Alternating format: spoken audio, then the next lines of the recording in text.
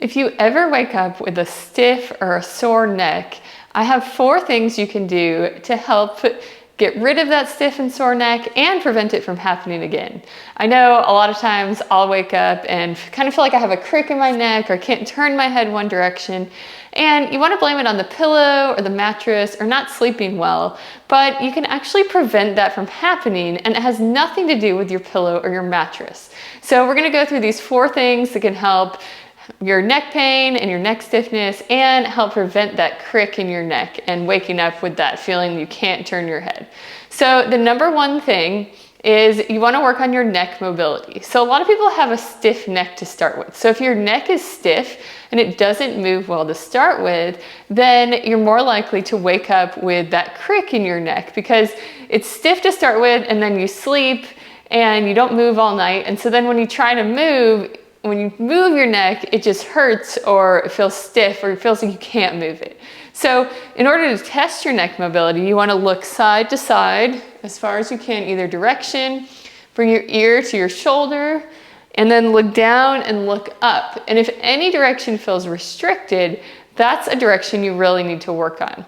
But one of my favorite exercises for working on neck mobility is the diagonal neck flexion and extension. And so what that is you're just going to look down kind of towards your armpit and then look up towards the ceiling, making a diagonal like this. And you just want to pause for a second or two at the top and pause for a second or two at the bottom. So pause for a second or two at the top and then the bottom. Just go through the motion nice and slow. And then you want to do about 10 or 15 of those, and then you're going to do the opposite direction. So look down at your armpit, and then look up at the ceiling. And you're going through the widest, the biggest range of motion that you can. So you really want to push it. You don't want to cause a lot of pain, but if it feels stiff or uncomfortable at first, that's okay, because you want your neck to move. The better it moves, the less likely you'll feel pain and stiffness and wake up with that crick in your neck. So that's one of my favorite moves for neck mobility. Another one would just be bringing your ear to your shoulder as far as you can. A lot of people are stiff in this direction. Again, 10 or 15 each way in that direction.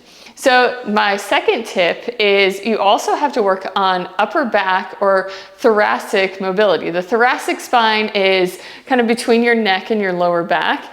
And that area of your spine, the muscles around that area of your spine need to move just as well as your neck. Because if those don't move, even if your neck moves well, it's kind of like the rest of it is stiff, and then your neck is moving on that, and that can actually cause pain in your neck and your shoulders and even your lower back. So one of my favorite things to do for that is to kind of get in a half kneeling position like this, and you're going to put your arms straight out in front of you, hands together.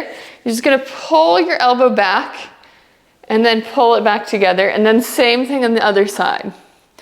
So I like to call these archers, kind of like a bow and arrow. So just back like this and together, and back like this and together. If you don't feel comfortable kneeling, you can also do this seated in a chair. This is a good one to do right before you go to bed or right when you wake up in the morning. It just kind of gets the upper spine moving. So the third thing that you need to work on is you need to work on neck strength.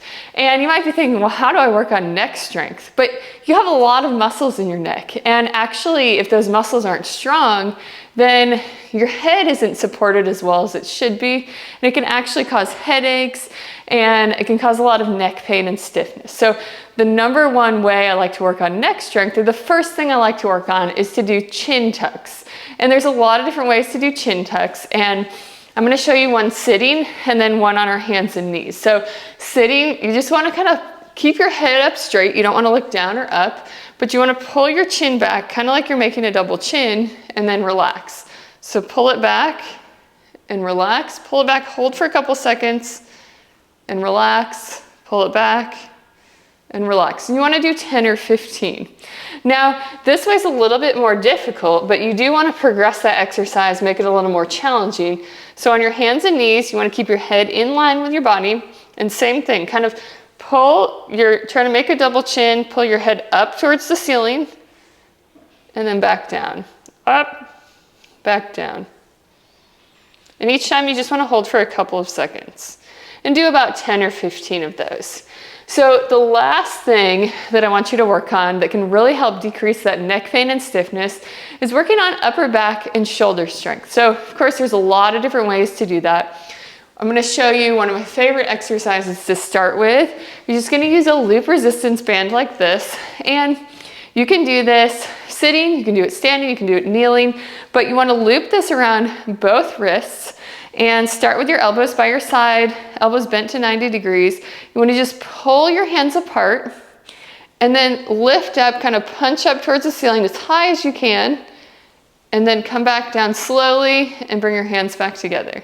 So pull apart, lift, come back down and back together. And you want to do at least 20 of these, taking a break at the 10. So 2 to 3 sets of 10.